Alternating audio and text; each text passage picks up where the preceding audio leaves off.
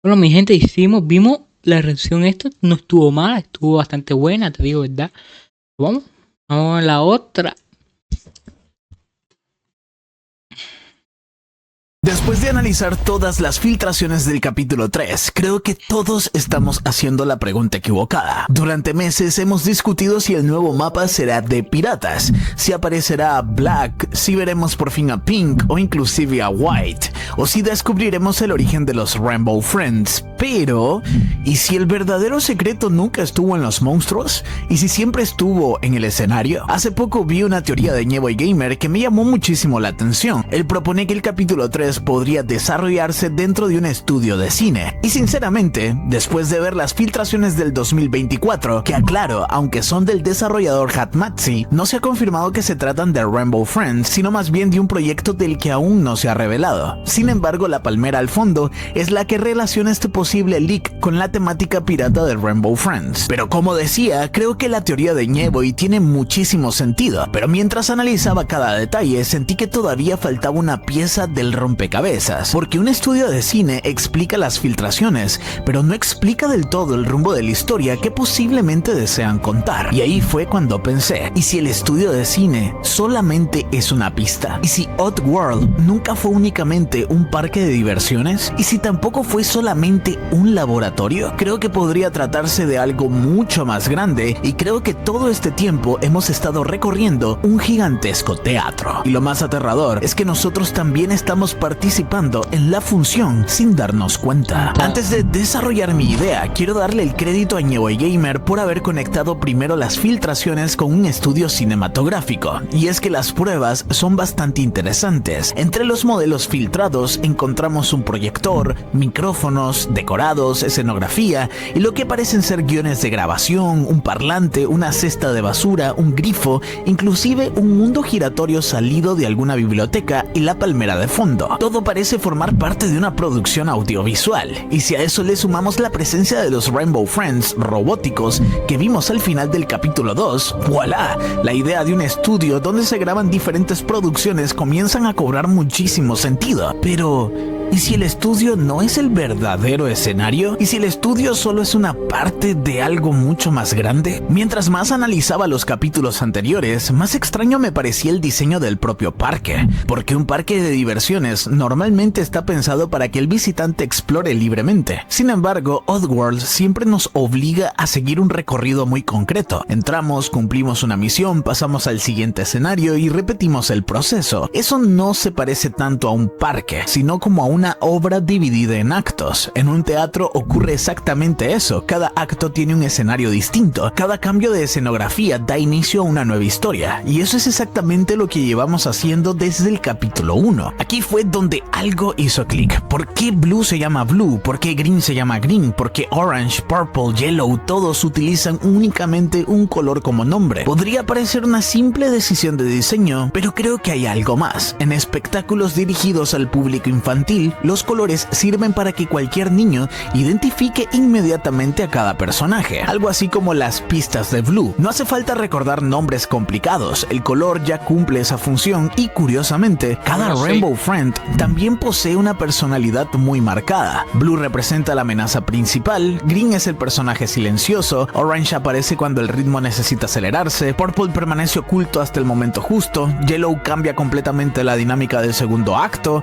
No parecen criaturas actuando por instinto, parecen personajes interpretando un papel. ¿Y si primero fueron mascotas? Siempre hemos asumido que los Rainbow Friends fueron creados directamente como experimentos, pero ¿y si no fue así? ¿Qué tal si originalmente eran las mascotas oficiales de Oddworld? Personajes diseñados para protagonizar espectáculos, presentaciones, obras, canciones, y únicamente después fueron utilizados para los experimentos. Eso explicaría por qué conservan diseños tan exagerados, colores tan llamativos y una identidad visual tan fácil de reconocer. No fueron diseñados para dar miedo, fueron diseñados para entretener. He revivido mi canal de Nichi con nuevos gameplays y hoy he subido uno, así que no dudes en ir y apoyarlo suscribiéndote y dejando ese poderoso like, link en la descripción. Y con esto podemos pensar un poco más en Red, porque esto no es todo. Durante toda la historia casi nunca participa directamente directamente.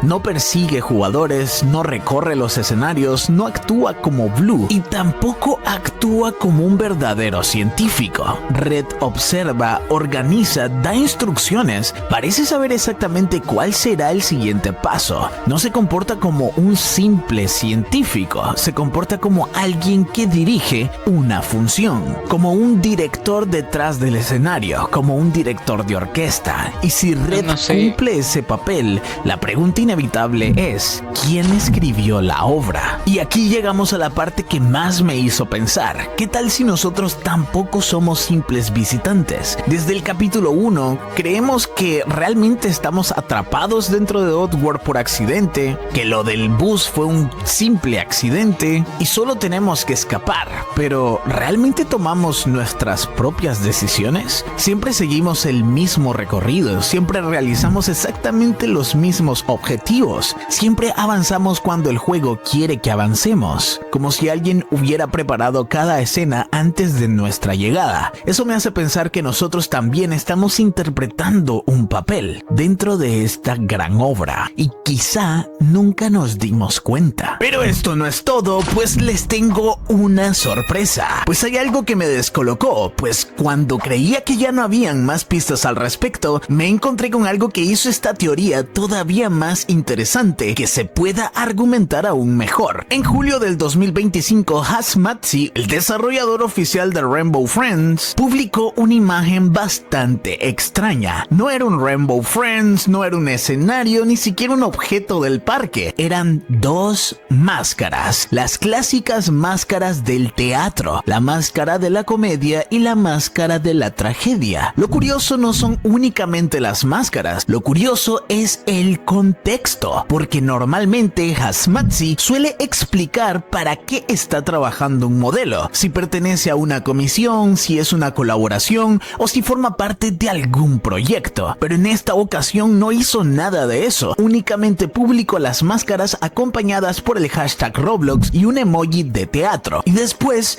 nunca volvió a explicar nada. Puede que simplemente sea un proyecto personal, eso hay que dejarlo claro, pero si realmente estas máscaras pertenecen al mismo proyecto del que salieron las palmeras, el proyector y el resto de modelos, entonces podrían reforzar muchísimo la idea del teatro, porque esas dos máscaras no fueron elegidas al azar. Desde la antigua Grecia representan los dos grandes géneros del teatro, la comedia y la tragedia.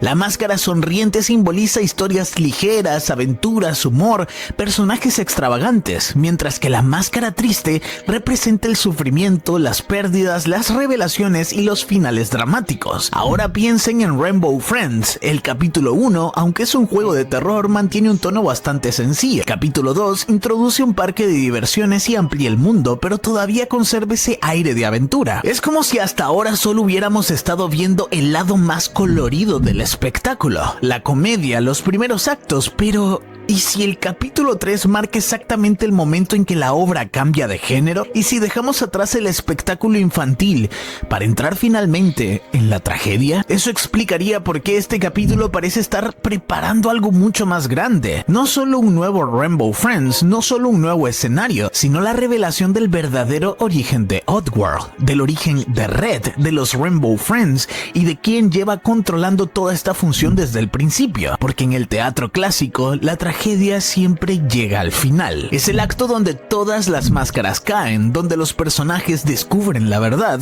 y donde el público comprende que nada era exactamente como parecía. ¿Será casualidad que justo cuando comienzan a aparecer pistas sobre escenarios, decorados y posibles estudios de grabación, también aparezcan las máscaras más famosas de toda la historia del teatro? No lo sé, pero si esta teoría termina siendo cierta, quizás el capítulo 3 no sea simplemente un nuevo capítulo, quizás sea el tercer acto de un enorme show, donde finalmente se levanta el telón. Creo que el capítulo 3 podría contener el mayor giro de toda la franquicia. No descubriríamos únicamente un nuevo Rainbow Friends ni un nuevo experimento. Descubriríamos quién está detrás del escenario, el verdadero director, la persona que escribió toda esta historia, la mente responsable de cada acto, cada escenario, cada personaje. Y entonces entenderíamos algo aterrador. Los Rainbow Friends nunca fueron los protagonistas. Nosotros tampoco. Todos, absolutamente todos, hemos sido una...